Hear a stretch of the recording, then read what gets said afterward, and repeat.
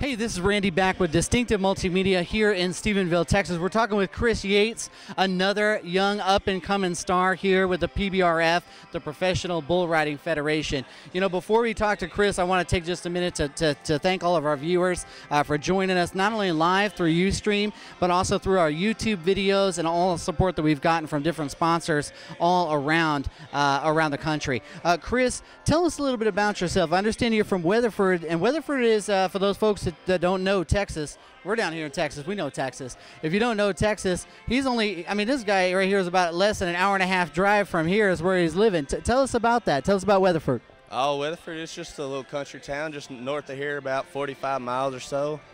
I like being out there because it's quiet. You know, I don't have to deal with nobody. I can go fishing whenever I want. I just do basically whatever I want, and I like it out there. What goes on behind the mind of a bull rider before they actually get ready to get on that bull? You got to get your mind right. Talk to us about that. Well, basically, like you said, it's just getting your mind right, clear of everything. Because if you got anything else doubting you, then it's never going to work out for you. But you're always going to be nervous no matter what, climbing on a 2,000-pound animal. But you got to find your way to make yourself calm enough to be able to do what we love to do, which is bull riding. So everybody's different.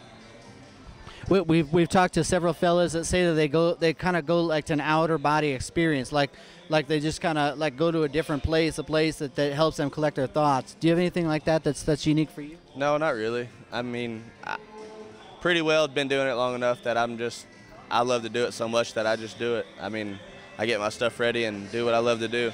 No questions. I mean, just got to do it. The thing that we found that's unanimous across the board with the PBRF is the no bureaucracy approach.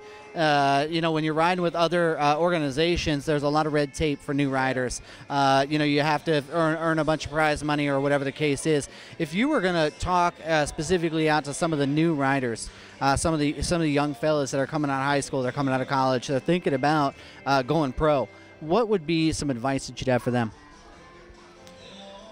Well, I guess you just got to go. I mean, no matter whether you're going RCA or PBR or CBR or any of that stuff, if you're going to do it, you got to pick what you want to do and go on with it.